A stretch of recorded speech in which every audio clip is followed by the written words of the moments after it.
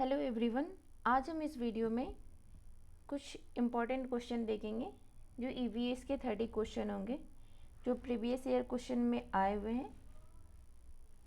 और इस वीडियो को आप ज़रूर देखें और इस चैनल को लाइक करें, शेयर करें, सब्सक्राइब भी करें। आप हमें सपोर्ट ज़रूर करें और इस चैनल को सब्सक्राइब ज़रूर करें ताकि हम आगे और वीडियो बनाते रहें। और इस वीडियो में आज हम ईवीएस के क्वेश्चन देखेंगे जो 9 जनवरी 2023 को ऑनलाइन पेपर में आए हुए थे। तो चलिए वीडियो को स्टार्ट करते हैं, क्वेश्चन देखते हैं। पहला क्वेश्चन कह रहा है, भारत की राजधानी की स्थिति के सापेक्ष लखनऊ, उत्तर प्रदेश की राजधानी, और जयपुर राजस्थान की राजधानी की दिशाएं क्रमशः क्या है। पहला है उत्तर पूर्व, उत्तर पश्चिम। आपको ये हिंदी में थोड़ा पढ़ना मुश्किल लग रहा होगा क्योंकि बहुत ऐसे स्टूडेंट है जिसको ये नॉर्थ ईस्ट, हिंदी में दक्षिण और पूर्व में थोड़ा कन्फ्यूज़न हो जाता है। आप यहाँ इंग्लिश में देख सकते हैं, north east, north west, south east, south waste, south west, south east. Fourth कह रहा है नॉर्थ वेस्ट, नॉर्थ ईस्ट। तो बताएं क्वेश्चन नंबर फर्स्ट का सही आंसर क्या होगा।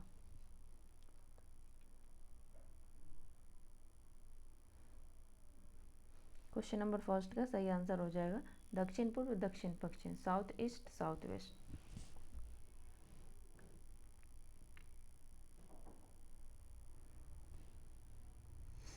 क्वेश्चन नंबर सेकंड देखते हैं। ये कह रहा है, एक सेकेंड, क्वेश्चन नंबर सेकंड कह रहा है, एक अध्यापिका की नियुक्ति महाराष्ट्र के एक विद्यालय में हुई है। वह भोजन के विषय में पढ़ा रही है तथा वह भरली बांगी का उदाहरण देती है जो कि एक व्यंजन है जो बना है। पहला है छोटे छोटे भरवा बैगन से, दूसरा है सादा दाल का दमपुख्त स्टू, तीसरा है ताज़ी पोम्फ्रेट मछलियों का मलाईदार व्यंजन, चौथा है आलू फूलगोभी तथा मटर की कड़ी। तो बताएं क्वेश्चन नंबर सेकंड का सही आंसर क्या होगा।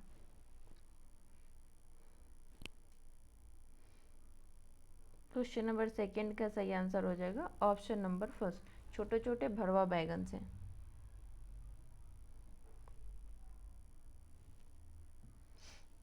क्वेश्चन नंबर थर्ड देखते हैं। ये कह रहे पक्षियों के पंख विभिन्न रंगों, आकारों एवं माप के होते हैं। उनके पंख उन्हें उड़ने में सहायता करते हैं तथा पहला ऑप्शन है विभिन्न प्रकार का भोजन खाने में दूसरा है उन्हें गर्म रखते हैं, तीसरा है विभिन्न तरीकों से चलने में, चौथा है उन्हें जलसा बनाते हैं। तो बताएं क्वेश्चन नंबर थर्ड का सही आंसर क्या होगा।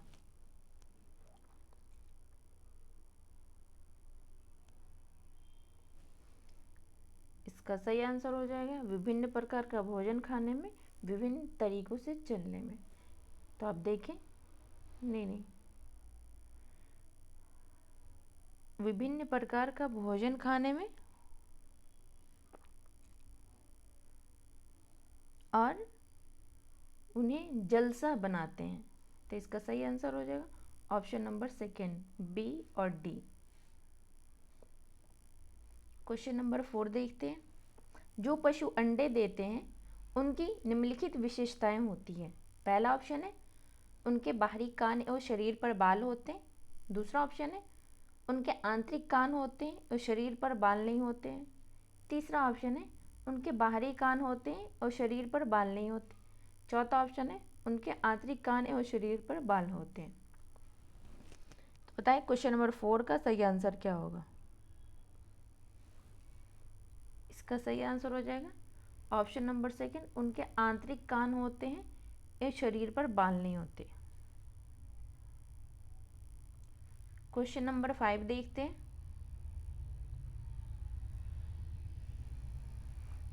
उस पहली भारतीय महिला का नाम जिन्होंने एवरेस्ट पर्वत की चोटी पर कदम रखा और राष्ट्रीय ध्वज तिरंगा गाड़ा तथा कई फोटो भी खींची हैं। पहला है कर्नम मल्लेश्वरी, दूसरा है सुनीता विलियम्स, तीसरा है सूर्यमणि, चौथा है बछेंद्री पाल। तो बताएं क्वेश्चन नंबर 5 का सही आंसर क्या होगा। इसका सही आंसर हो जाएगा option number 4 Bachendri Pal. Question number 6 देखते हैं। निम्नलिखित में से कौन सा कथन मणिपुर के संबंध में सही है। पहला ऑप्शन है मणिपुर का अर्थ है जेवरों का देश। दूसरा ऑप्शन है लवानी मणिपुर का लोक नृत्य है। तीसरा है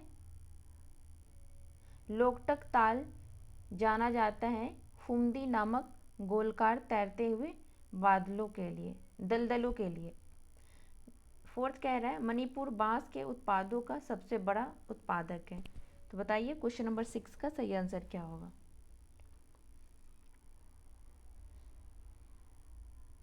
इसका सही आंसर हो जाएगा मणिपुर का अर्थ जोड़ों का देश है। फर्स्ट भी सही है, सी भी सही है और डी भी सही है। तो आप देखिए ए सी डी किस में, ऑप्शन नंबर सेकंड में। तो इसका सही आंसर हो जाएगा ऑप्शन नंबर सेकंड।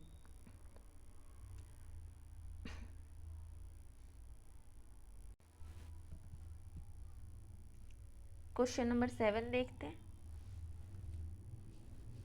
कार्य ऐसी चीज है जो हम करते हैं। पहला है यश कमाने के लिए, दूसरा है मनोरंजन के लिए, तीसरा है अपने को व अन्य लोगों को सहारा भरण पोषण के लिए, चौथा है ऊर्जा बचाने के लिए।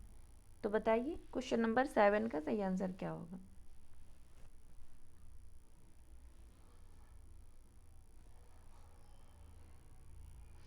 इसका सही आंसर हो जाएगा अपने व अन्य लोगों का सहारा भरण पोषण के लिए, ऑप्शन नंबर थर्ड।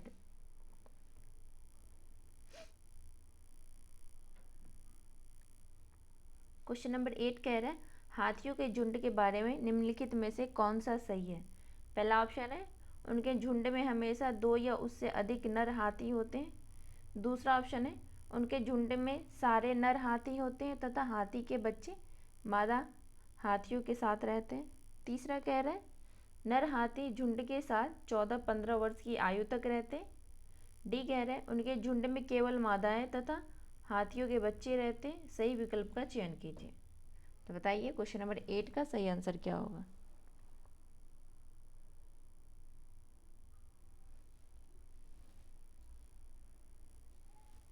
और इसका सही आंसर हो जाएगा ऑप्शन नंबर सी और डी। नर हाथी झुंड के साथ 14-15 वर्ष की आयु तक रहते हैं। डी कह रहे हैं उनके झुंड में केवल मादाएं तथा हाथियों के बच्चे रहते हैं। तो इसका सही आंसर हो जाएगा ऑप्शन नंबर थर्ड, क्योंकि ऑप्शन नंबर थर्ड में सी और डी है। क्वेश्चन नंबर 9 देखते हैं। कक्षा 5 की पाठ्य पुस्तक में गोलकोंडा किले का मानचित्र दिया गया है।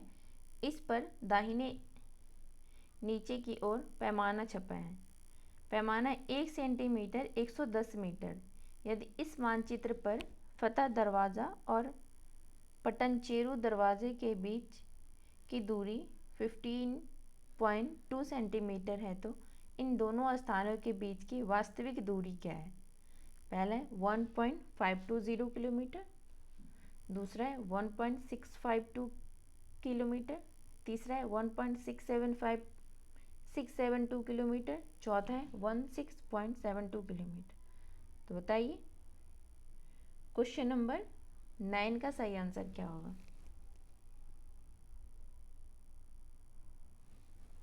इसका सही आंसर हो जाएगा option number third 1.672 kilometre. Question number 10 देखते हैं।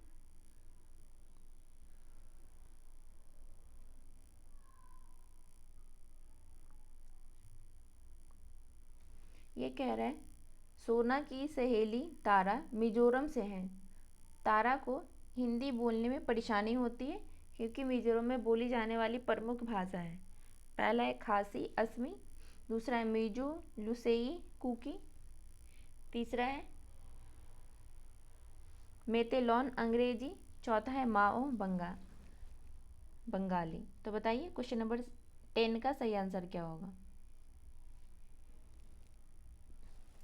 इसका सही आंसर हो जाएगा option number second, Mizo Lushai Kuki. Question number 11 देखते हैं।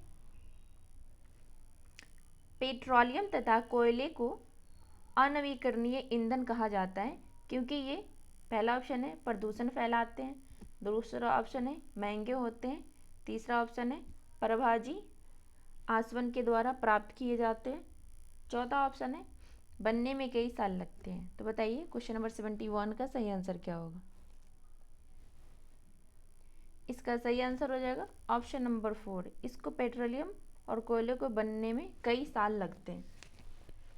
क्वेश्चन नंबर 12 देखते हैं।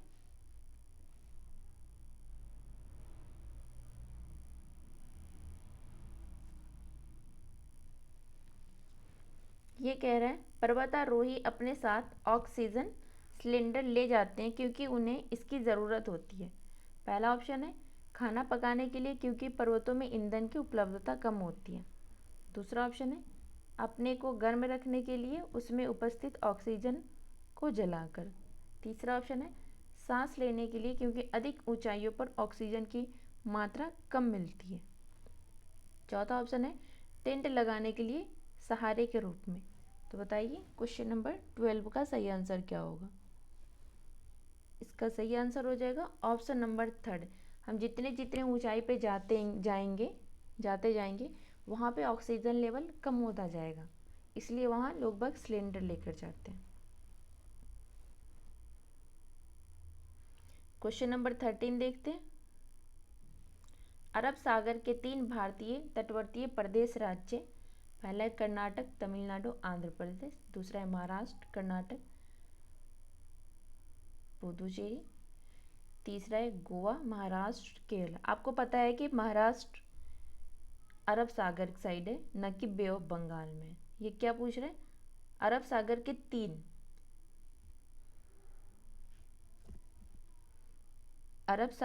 3 भारतीय तटवर्ती राज्य। अच्छा, अरब सागर पूछ रहे हैं, तो अरब सागर कहाँ है आप देख पा रहे होंगे। किस किस में, महाराष्ट्र।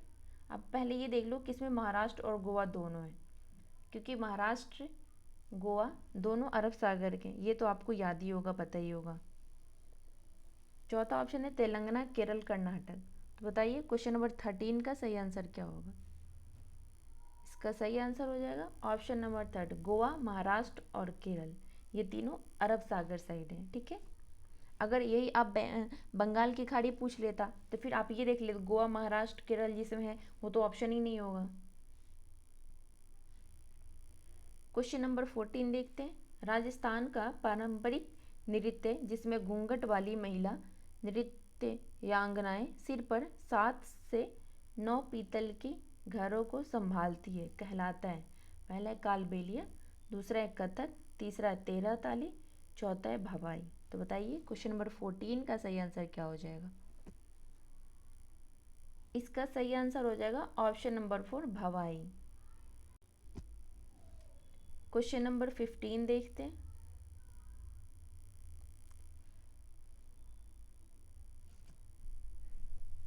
ये कह रहा है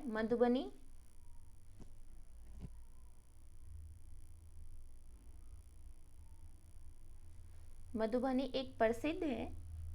पहला है झील है राजस्थान में, दूसरा बिहार की शॉल है, तीसरा है आंध्र प्रदेश की बुनी हुई साड़ी है, डी है बिहार की एक प्रकार की लोक कला चित्रकारी है, डी है बिहार का एक स्थान है। तो बताइए क्वेश्चन नंबर 15 का सही आंसर क्या होगा।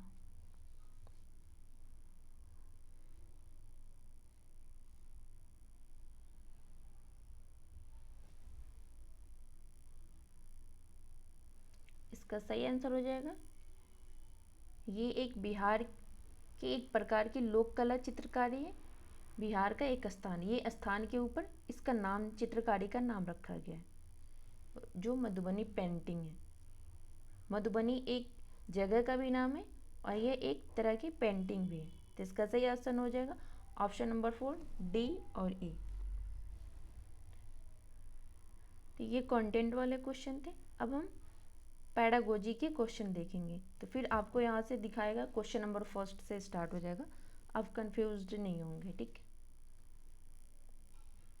तो चलिए अब ईवीएस के पेडागोजी के क्वेश्चन स्टार्ट हो रहा है, इसको देख लेते हैं।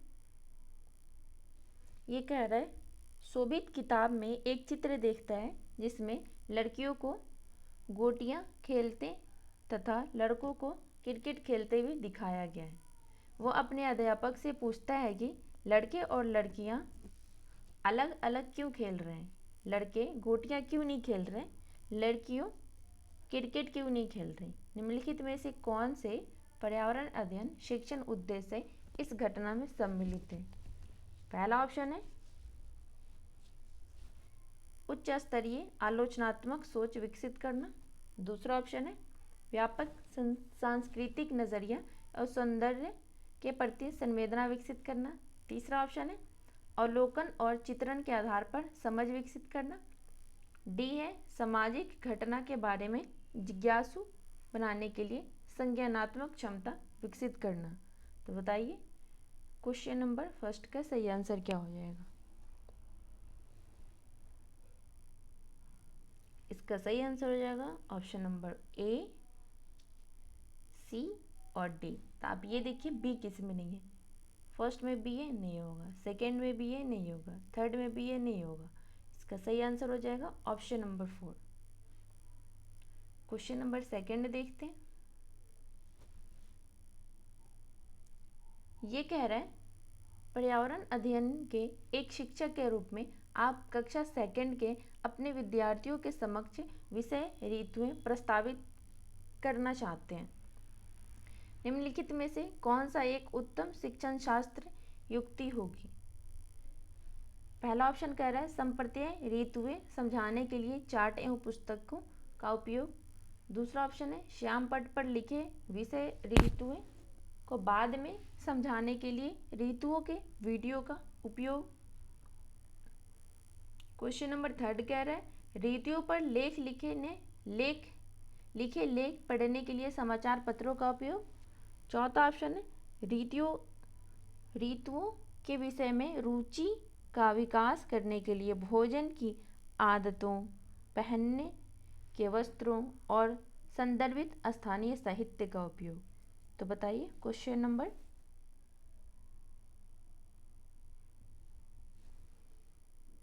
सेकंड का सही आंसर क्या होगा।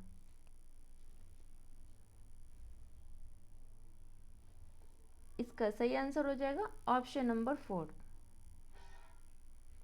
क्वेश्चन नंबर थर्ड देखते हैं।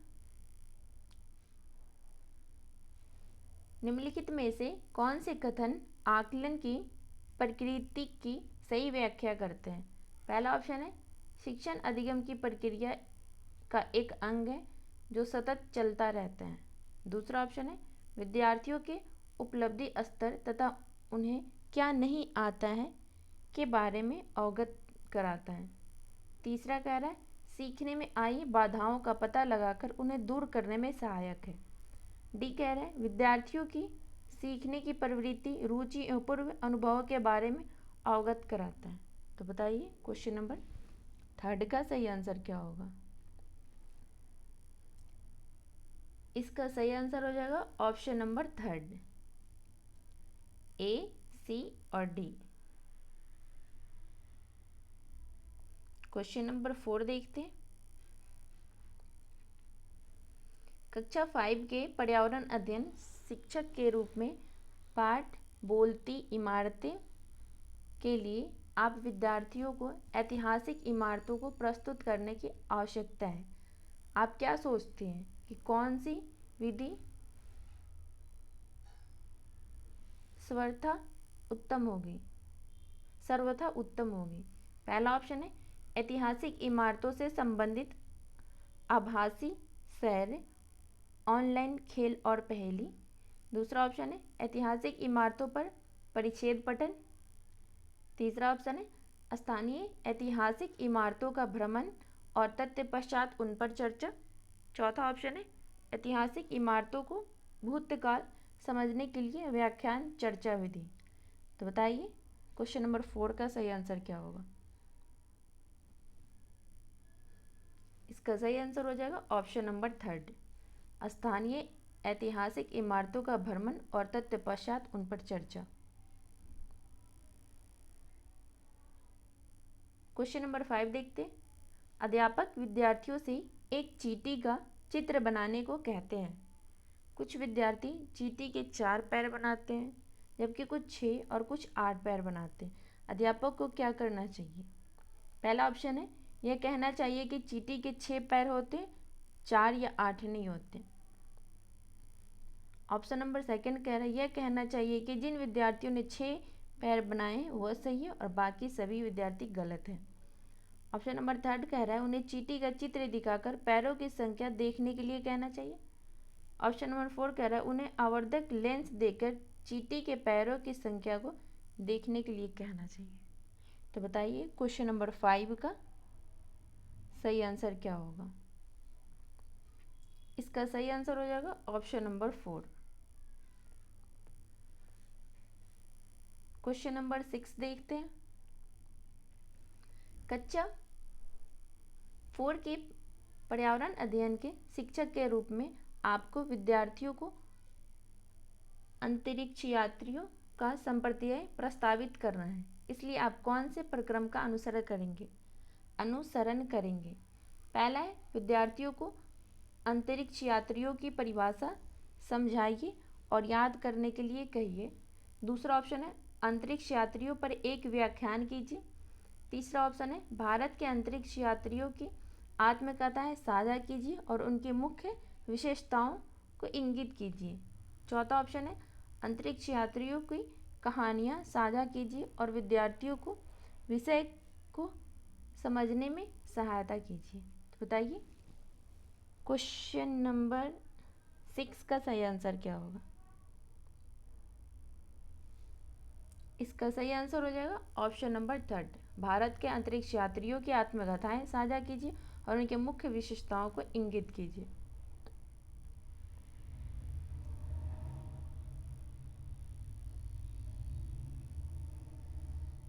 क्वेश्चन नंबर 7 देखते हैं। 7 ही है ना? हाँ, क्वेश्चन नंबर 7 देखते हैं। ये कह रहा है, यश ने अपने अध्यापक से पूछा, कुछ भोजन उत्पादों के पैकेट पर हरे गोले क्यों हैं, जबकि कुछ भोजन उत्पादों के पैकेट पर लाल गोले बने हैं।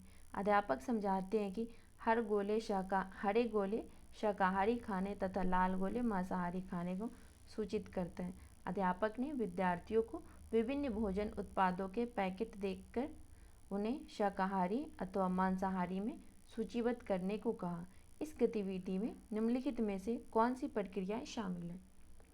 पहला है पहचान, दूसरा है कल्पना, तीसरा है पूर्वाग्रह, चौथा है वर्गीकरण। तो बताइए क्वेश्चन नंबर 7 का सही आंसर क्या होगा? इसका सही आंसर हो जाएगा ऑप्शन नंबर 1 पहचान, ऑप्शन नंबर 3 डी वर्गीकरण। तो इसका सही आंसर हो जाएगा ऑप्शन नंबर 4। क्वेश्चन नंबर 8 देखते हैं।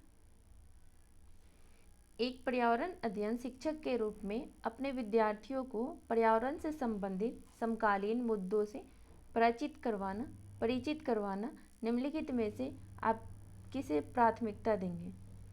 पहला ऑप्शन है, विद्यार्थियों को समाचार चैनल देखने के लिए कहेंगे। दूसरा ऑप्शन है, विद्यार्थियों को घर पर समाचार पत्रों का ग्राहक बनने के लिए कहेंगे। तीसरा ऑप्शन है, कक्षा में संबंधित लेखों का उल्लेख करेंगे एवं उनको साझा भी करेंगे। ऑप्शन नंबर 4 कह रहे हैं, घर पर समाचार पत्र पठन को सुनिश्चित करने के लिए माता पिता से बात करेंगे। तो बताइए क्वेश्चन नंबर 8 का सही आंसर क्या होगा?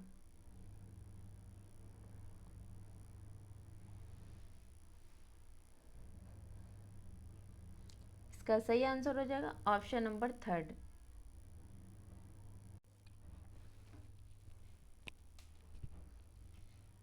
क्वेश्चन नंबर 9 देखते हैं।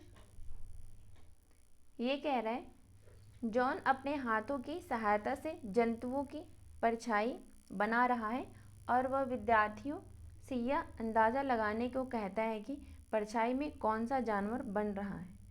इस गतिविधि में निम्नलिखित में से कौन सी प्रक्रियाएं शामिल हैं? पहला है अनुमान, दूसरा है अवलोकन, तीसरा है निष्कर्ष, चौथा है वर्णन। तो बताइए इसका सही आंसर क्या होगा।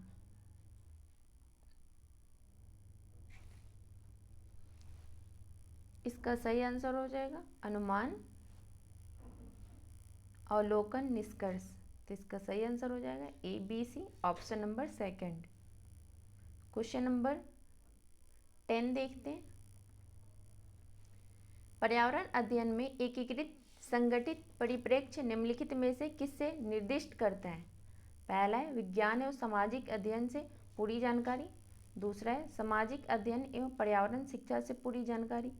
तीसरा है विज्ञान एवं पर्यावरण शिक्षा से पूरी जानकारी। चौथा है विज्ञान सामाजिक अध्ययन एवं पर्यावरण शिक्षा से पूरी जानकारी। तो बताइए क्वेश्चन नंबर 10 का सही आंसर क्या होगा।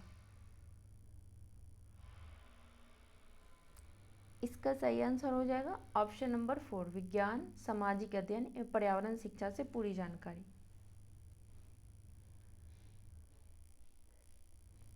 क्वेश्चन नंबर 11 देखते हैं।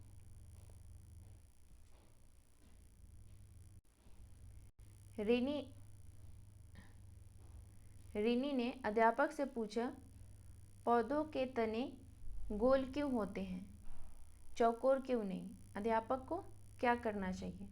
पहला है अध्यापक को विद्यार्थियों से कहना चाहिए कि वह इस बारे में उच्च कक्षाओं में सीखेंगे। बी कह रहे हैं अध्यापक को विद्यार्थियों को समझाना चाहिए कि गोल तने का कारण गुरुत्वाकर्षण है। सी कह रहा है अध्यापक को विद्यार्थियों से तने के गोल आकार होने के कारण सोचने के बारे में कहना चाहिए। डी कह रहा है अध्यापक को विद्यार्थियों को बाग में घूमने ले जाना चाहिए तथा विभिन्न तनों के आकार देखने के लिए कहना चाहिए। तो बताइए इसका सही आंसर क्या हो जाएगा। इसका सही आंसर हो जाएगा ऑप्शन नंबर 3,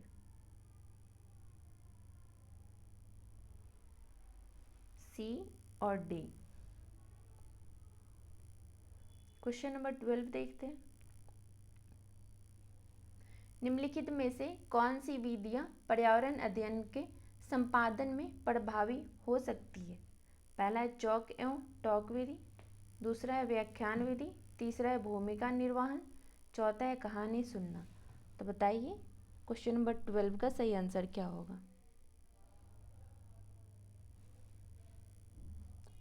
इसका सही आंसर हो जाएगा भूमिका निर्वाह, कहानी सुनना, ऑप्शन नंबर 3। क्वेश्चन नंबर 13 देखते हैं। एक पर्यावरण अध्ययन अध्यापक विद्यार्थियों को उनकी मम्मी का वर्णन करने वाली कविता लिखने को कहती है। पम्मी अपनी कविता पढ़ती है। मेरी मम्मी मीठी है जैसे मिष्टी दही, जैसे मिष्टी दोई। मेरी मम्मी मीठी है जैसे मिष्टी दोई। कुछ विद्यार्थी मिष्टी दोई का अर्थ नहीं जानते। यदि आप पम्मी के अध्यापक हैं तो आप क्या करेंगे। पहला है विद्यार्थियों को मिष्टी दोई लाकर खिलाएंगे। दूसरा है विद्यार्थियों को मिष्टी दोई का अर्थ स्थानीय भाषा में बताएंगे। तीसरा है विद्यार्थियों को मिष्टी दोई लाकर दिखाएंगे। चौथा है विद्यार्थियों को मिष्टी दोई कैसे बनता है समझाएंगे। तो बताइए इसका सही आंसर क्या होगा। इसका सही आंसर हो जाएगा ऑप्शन नंबर 2, विद्यार्थियों को मिष्टी दोई का अर्थ स्थानीय भाषा में बताएंगे। क्वेश्चन नंबर 14 देखते हैं।